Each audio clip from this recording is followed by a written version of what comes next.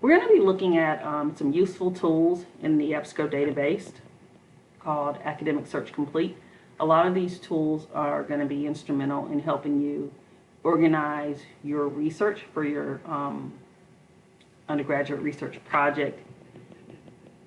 So the first thing that you'll notice is whenever an EBSCO database is accessed, it automatically defaults to this advanced search page.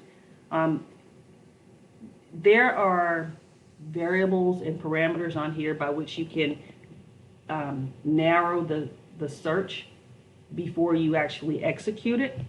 I don't necessarily encourage this just because you don't know the exact number of articles that would be retrieved in the search, but you do have the option of choosing those variables here, or you can do that after you have executed the search.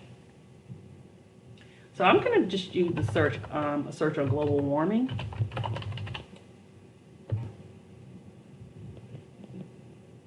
And I chose a topic that we would get a lot of results for. So in this particular search, we have over 50,000 articles. And that is a very large number, and no one is going to ever be able to get through 50,000 articles. And your professor certainly does not expect you to do that. So on the left side of your screen, you will see that you have some limiters by which you can narrow this search. So you may narrow this search to full text articles only.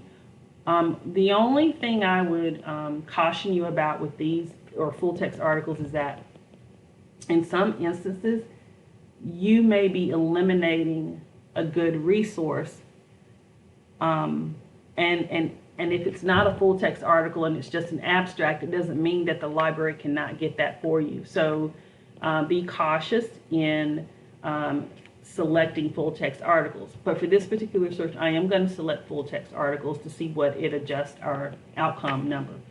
So this number now has gone down about 15,000 to 35,000. We still need to bring that number down a little bit more.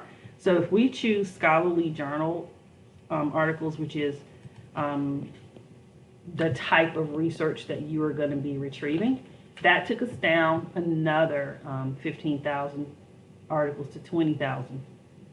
Again, the number's still too big.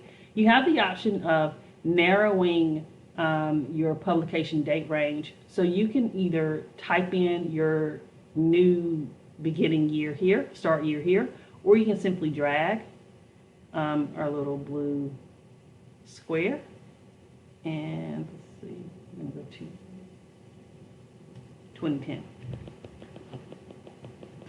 That took us down about 6,000 more articles to 14,000. You still have the option, again, of choosing specifically academic journals, which is what we're going to want. I will say stay away from the book reviews, because these are just simply reviews that have been written about books, and that's not something that's going to be instrumental in your research process. Magazines are typically your popular magazines. Unless it's like a Time magazine or Newsweek, I don't know how useful that information would be to you. Trade publications are industry-related publications. For example, for librarians, the publication American Libraries or the Library Journal would be trade publications for my profession. You have the option also of using the subject thesaurus term. When you click on that, it gives you related terms, but it also shows you the number of articles that will be retrieved should you select any of these thesaurus terms. Okay. You have the option of choosing a subject, specific subject.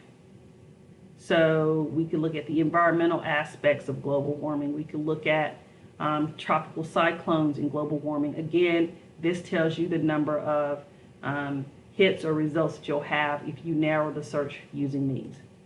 Now, let's just choose one of our articles. Let's just do the first one.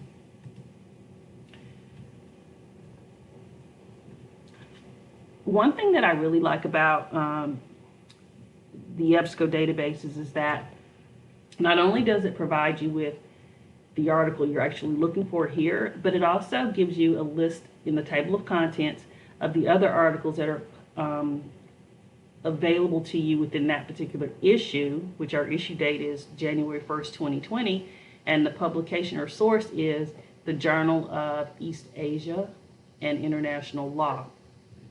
So you have useful tools also on the right side of your screen here. So you have the option of downloading this article to Google Drive. You may print this article. You could email it to yourself. You can create a subfolder account and file this article to review it later. You can cite your article here. So when you click on the site, it pulls up a list of the different citation styles. Most likely you are going to be using APA or MLA. We do encourage you to confer with the citation guidelines and not just rely on this citation. Sometimes, a database is a computer and sometimes they don't always get it right, so you definitely want to make sure you confer with the guideline. And that's basically some useful tools that will help you navigate the research process successfully. Good luck.